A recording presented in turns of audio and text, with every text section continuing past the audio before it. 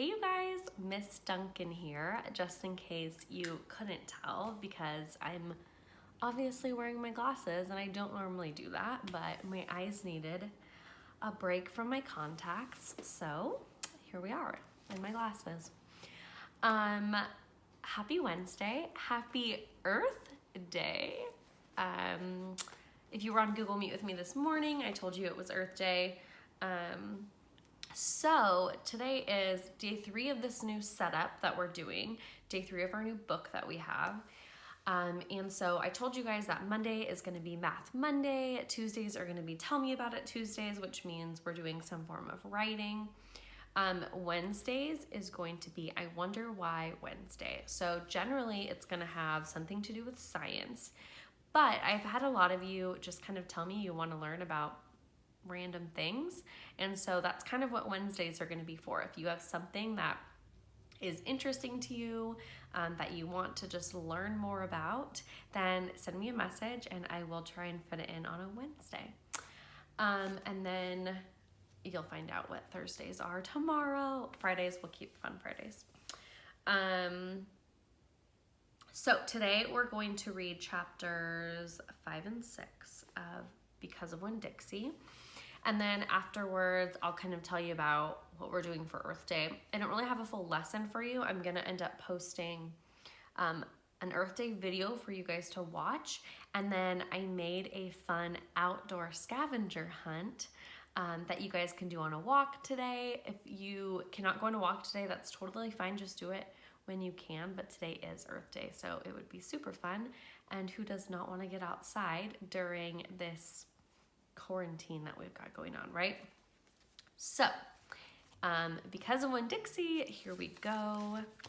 Let's see.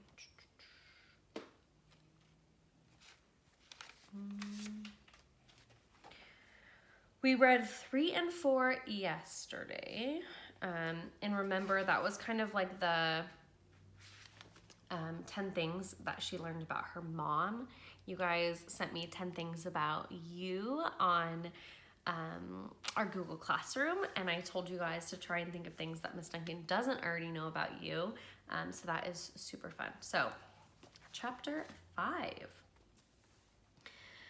Winn-Dixie couldn't stand to be left alone. We found that out real quick. If me and the preacher went off and left him by himself in the trailer, he pulled all the cushions off of the couch and all the toilet paper off the roll. So we started tying him up outside with a rope when we left. That didn't work either. Winn-Dixie howled until Samuel, Mrs. Detwiller's dog, started howling too. It was exactly the kind of noise that people in an all-adult trailer park do not like to hear. He just doesn't want to be left alone, I told the preacher. That's all. Let's take him with us. I could understand the way Winn-Dixie felt. Getting left behind probably made his heart feel empty. After a while, the preacher gave in. And everywhere we went, we took Winn-Dixie. Even to church. The Open Arms Baptist Church of Naomi isn't a regular-looking church. The building used to be a Pick It Quick store, and when you walk in the front door, the first thing you see is the Pick It Quick motto. It's written on the floor in little, tiny red tiles that make great big letters that say, pick, pick, pick, quick, quick, quick. The preacher tried painting over those tiles, but the letters won't stay covered up. And so the preacher's just given up and let them be. The other thing about the Open Arms is that it is different from other churches is there isn't any pews. People bring in their own fold-up chairs and lawn chairs, and so sometimes it looks more like the congregation is watching a parade or sitting at a barbecue instead of being at church. It's kind of a strange church, and I thought Winn-Dixie would fit right in. But the first time we brought Winn-Dixie to the Open Arms, the preacher tied him outside the front door. Why did we bring him all the way here just to tie him up? I asked the preacher. Because dogs don't belong in church, Opal, the preacher said. That's why.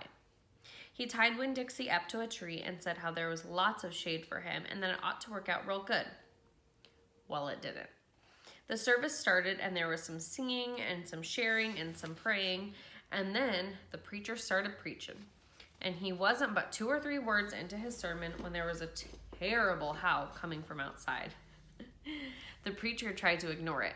Today, he said, "Ow," said Winn-Dixie. "Please," said the preacher. "Ow." said Winn-Dixie right back. Friends, said the preacher. Arr! Wailed Winn-Dixie. Everyone turned in their lawn chairs and fold-up chairs and looked at one another. Opal, said the preacher. Ow, said Winn-Dixie. Yes, sir, I said. Go get that dog, he yelled. Yes, sir, I yelled right back. I went outside and untied Winn-Dixie and brought him inside. And he sat down beside me and smiled up at the preacher, and the preacher couldn't help it. He smiled right back. Winn-Dixie had that effect on him, and so the preacher started in preaching again. Winn-Dixie sat there listening to it, wiggling his ears this way and that, trying to catch all the words, and everything would have been all right except that a mouse ran across the floor. The Open Arms had mice. They were there from when it was Picket Quick, and there were lots of good things to eat in the building. And when the Picket Quick became the Open Arms Baptist Church of Naomi, the mice stayed around to eat all the leftover crumbs from the potluck suppers. The preacher kept on saying he was going to have to do something about them, but he never did. Because the truth is, he couldn't stand the thought of hurting anything, even a mouse. Well, when Dixie saw that mouse, and he was up and after him. One minute, everything was quiet and serious, and the preacher was going on and on and on, and the next minute, Winn-Dixie looked like a furry bullet shooting across the building, chasing that mouse. He was barking, and his feet were skidding all over the polished Picket Quick floor, and people were clapping and hollering and pointing. They really went wild when Winn-Dixie actually caught the mouse. I have never in my life seen a dog catch a mouse, said Mrs. Nordley. She was sitting next to me. He's a special dog, I told her. I imagine so, she said back. Winn-Dixie stood up there in front of the whole church, wagging his tail and holding the mouse real careful in his mouth. Holding on to him tight, but not squishing him.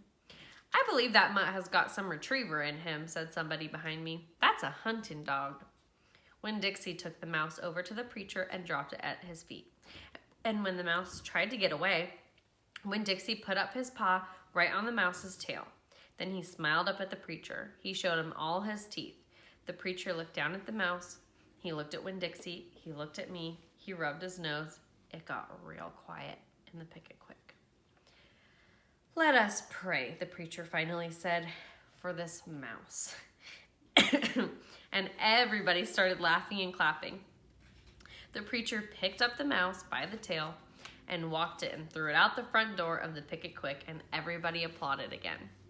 Then he came back and we all prayed together. I prayed for my mama. I told God how much she would have enjoyed hearing the story of Winn-Dixie catching that mouse. It would have made her laugh. I asked God if maybe I could be the one to tell her that story someday. And then I talked to God about how I was lonely in Naomi because I didn't know that many kids, only the ones from church, and there weren't that many kids at the Open Arms, just Dunlap and Stevie Dewberry, two brothers who weren't twins, but they looked like they were, and Amanda Wilkinson, whose face was always pinched up like she was smelling something real bad, and Sweetie Pie Thomas, who was only 5 years old and still mostly a baby. And none of them wanted to be my friend anyway, because they probably thought I'd tell on them to the preacher for every little thing they did wrong, and then they would get in trouble with God and their parents. So I told God that I was lonely even having Winn-Dixie.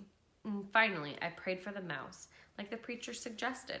I prayed that he didn't get hurt when he went flying out the door of the Open Arms Baptist Church of Naomi.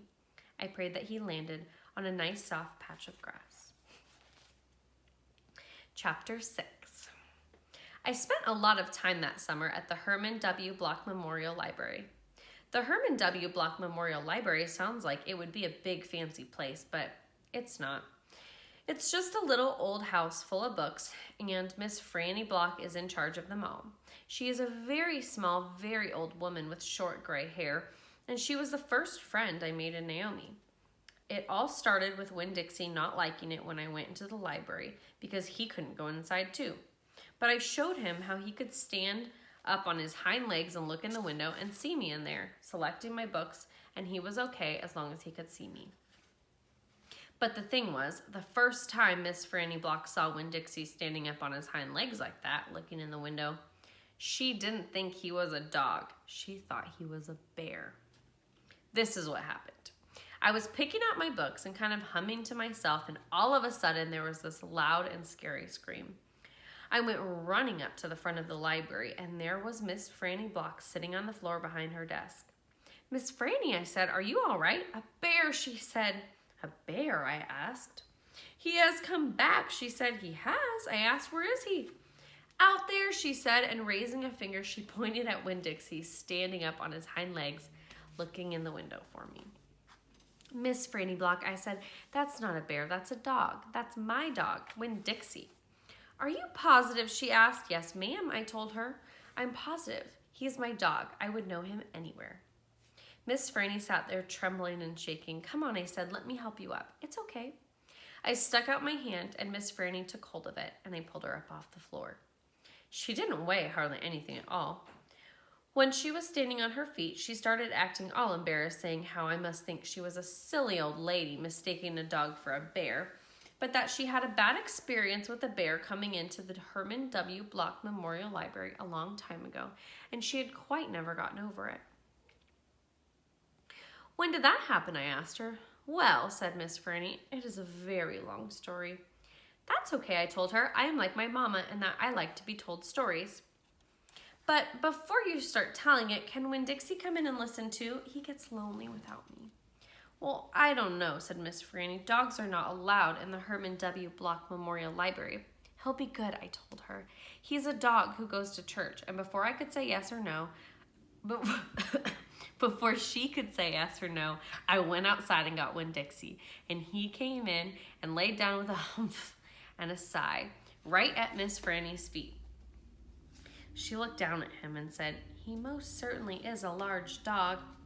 "Yes, ma'am," I told her. "He has a large heart, too." "Well," Miss Franny said. She bent over and gave Winn-Dixie a pat on the head. And Winn-Dixie wagged his tail back and forth and snuffled his nose on her little old lady feet. "Let me get a chair and sit down so I can tell this story properly." Oh, so she's definitely trying to get everybody to love Winn-Dixie the way that she does, right? And it's funny because I don't know if any of you go to church or go to libraries, but I don't think that either one of them would normally let a dog in. But I love seeing all of your dogs on Google Meet. I see actually quite a few of your dogs all the time. So let me know if you think that you guys could ever sneak your dog in some places. Like I said, I am going to put another link to an Earth Day video for you guys to watch. And then I have a scavenger hunt. So I am going to be posting it on Class Dojo and also on our Google Classroom. If you have a printer at home, you can print it out. But if you do not have a printer at home, that's okay. Just take your phone or something with you and you can look at it on there. Or you could even write it down at home and then take it on your own piece of paper. But there's some fun stuff. I made it. And so I wanted to, this is what it looks like. It's little boxes. I wanted to kind of go over it with you guys on here. That way, if you are confused about anything, you know what it is. And that way, if you don't have access to this file, because you can't get on Google Classroom or Class Dojo, or because you're watching my YouTube channel and you are not in my class, so you don't have access, then you know what's on it. So the first box says find 3 nouns. What are they? So remember, nouns are person, place, or thing. This is an outdoor scavenger hunt, so it is meant for you to go on a walk with your family and look at things. Like I said, I totally understand if not all of you can get out of the house today. But maybe if you cannot go on a walk today, talk to your parents and try and plan out a day soon, maybe even this weekend, that you guys can get out of the house and do a little scavenger hunt. Find an object that is about 1 foot long. What is it? I don't expect you to take a ruler outside and measure something that's a foot, but I want you to look for something that you think is about a foot. Tell me what it is. Find a right angle. Where is it? Somewhere outside, look for a right angle. Remember, right angle is like this, right? This is acute, this is obtuse, this is right. It's a little bit of math review. Find a leaf and make a rubbing with a crayon.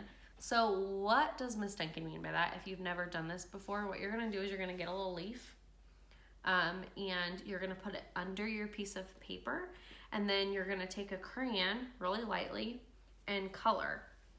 So maybe I should have done this for you on video. Your leaf is underneath, paper is on top, and then you take a crayon and you just very lightly like sketch over it, and then you should be able to see what your leaf looks like on your piece of paper. Make a trapezoid with sticks. Draw a picture of it below, or you can take a picture of it and send it to me on Google Classroom or Class Dojo. Find 3 different types of plants and record their location. So where did you find them on your walk? Are you walking at home in your neighborhood? Are you going to a lake? What are you doing? Speaking of Earth Day, there's a little, I wonder if I can show you guys. There's like a little groundhog outside my window. I'm sitting right by the window so that there's light. Oh my goodness, it's running away. Well, never mind, I can't show you. Let me try to think about what I was doing now. Tell me where they were on your walk, right? If you're just in your neighborhood, where did you see it in your neighborhood? If you decided to go on a walk somewhere else, tell me about that too, okay? Find a tree. What kind of tree is it? Try to do one that you have to research a little bit. Maybe take a picture of it on your walk and then go home and try and Google and find out what it is. We probably all know what a palm tree looks like, so maybe don't pick a palm tree, right? Try to do something fun. Research a little bit. Get your science in for the day. Find 5 pieces of litter or trash and throw them away or recycle them if they should be recycled. If you cannot find 5 pieces, just get as many as you can. And if there's a lot of trash where you're walking, you could always pick up more. Look quietly and find 3 different types of wildlife. Ms. Duncan just found her first one for the day. Draw them in the following boxes. So it looks like this. And if you're able to print my sheet, then I did it where there's like a spot for each one that you find. And then if you finish this, you can write a nature journal or a sketch on the back. So just do like a little summary of your walk, or like picture of something on your walk, not obviously the animals that you just found. Find a stick. Use 2 adjectives to describe it, right? Adjectives are describing words. Measure the length of 1 strand of grass. How long is it in inches, in centimeters?